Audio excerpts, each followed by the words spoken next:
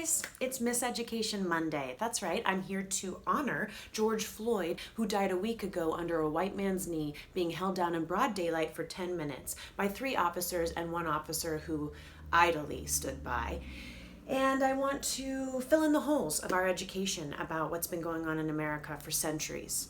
We're about 300 years late to this party, so I'm glad you've woken up. Welcome, and let's get started. So I decided to look up origin story black versus white, and I found an article at aclu.org, which is American Civil Liberties Union. I didn't know, did you? So now I have looked up this organization and I found an article called 5 Truths About Black History, written by Jeffrey Robinson, who is the ACLU Deputy Legal Director and Director of the Trone Center for Justice and Equality. His first quote says, "If we want to understand the state of race in America, we need to know our past, particularly the painful parts," unquote.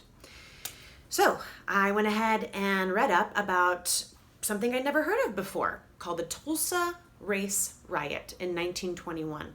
We've all heard about the Oklahoma City bombing. It was horrific. It was 168 people who were killed by Timothy McVeigh. However, no one seemed to mention that there was a massacre of 300 people, black and native, in a town called Greenwood District that happened in Tulsa, Oklahoma in 1921, long before Oklahoma City bombing ever happened. This is not to say that what happened with Oklahoma City was not horrific and painful, but it is to say that somehow there was a hole in our education about the biggest massacre in Tulsa. And it wasn't the Oklahoma City bombing. In fact, it was the Tulsa Race Massacre. The story goes, there was a son of a prominent black businessman who was very well known and respected in Greenwood District, which was a thriving district of black and native community who were wealthy from the oil discoveries after World War I. And there were doctors, lawyers, hospitals, teachers, schools. It was an entire district of people of color, thriving. It was exciting. And there were a lot of white people who were angry and jealous about this. Tulsa was starting to get nationally recognized for its Greenwood district. Well, the son of a prominent black businessman, his name was Dick Rowland, he decided to walk into the wrong elevator one day. And the elevator operator happened to be a white woman. Her name was Sara Page. And somewhere between the first floor and the 3rd floor, which really doesn't take that long to get to, Sara Page cried rape. She claimed that her clothes were torn. She claimed that he grabbed at her between 2 floors of an elevator. So instead of fully finding out the details of this story first, a game of telephone began. And you know how that ends up. There was a newspaper clipping that was put out the next day saying that this man attacked this young woman. It was just kind of a volcano just waiting to erupt. So there were some white men that came to the jail cell where Dick was being held, and the officer that was holding him at the time wanted to protect him because there had been a lynching from a lynch mob a year prior to that. He put up 6 officers, 4 of which who were standing at the jail cell. Then they made sure that the elevator getting to the jail cell was disabled, and 2 of the officers were downstairs having to deal with the mob. Basically, there were some men from Greenwood that were veterans of World War I that didn't believe that the officers that were holding Dick Rowland would actually be able to save him from the lynch mob, so they came up with their own guns ready to protect. And the white lynch mob met them there at the jail cell. And there was one white man who approached another man, a black man, and said, "What are you going to do with that gun?" And the black man is rumored to have said, "I'm going to do what I need to do to protect myself and to protect this man." And the white man grabbed for the gun. There was a scuffle.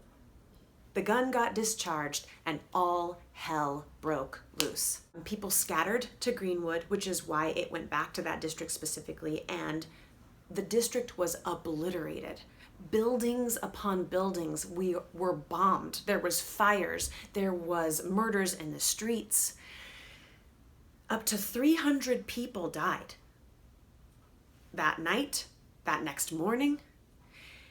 And the African American, Black, brown community did not have enough men to combat the white man ratio. And they had to surrender. They were found on June 1st, 99 years ago today, captured with their hands up, having to walk through their town that had been completely made a wasteland, to surrender so that no more of their people would be killed. Later on, you find out that Sarah Page lied. Of course. There is so much information about the Tulsa Race Massacre. I'm sad that I didn't know about it until this week. I think there is synergy in the fact that I found out about it on the same week of its anniversary. I think that the synergy of it happening almost 100 years ago links up with how we've all been talking about, almost 100 years ago, the Spanish flu happened and there was another pandemic. This is not a coincidence. Something is happening in our world right now. A portal of awakening of the consciousness is opening. Global consciousness is happening, and you can be a part of the solution.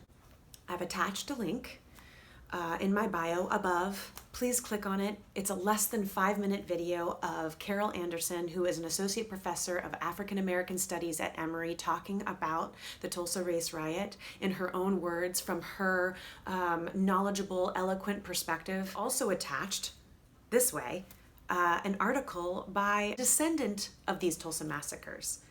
She didn't know that Watchmen was going to visualize and showcase this story, and she was in tears, thankful that this story was finally being brought up and being spotlighted. But her article is heartbreaking, and her experience from how her family had to deal with the aftermath of this riot is excruciatingly painful. I have 2 mothers in my life, 2 of my best friends, teaching their children about racism right now. And they said, one to a girl, one to a boy, "Do you know what racism is?" And they didn't. And the mothers, in their beautiful words, explained, just because of the color of their skin, that they don't get as many opportunities, that they are neglected, that they are treated wrongfully. And these children said, "I don't understand. They're our friends." They are our friends. And if you claim to be their friend too, you will educate yourself and speak up. Click on the link, take a slide and look at the article, do your own research, watch that first episode of Watchmen. Be in the know. You have the power. You have the privilege. Thanks for listening. I believe in you. You are able.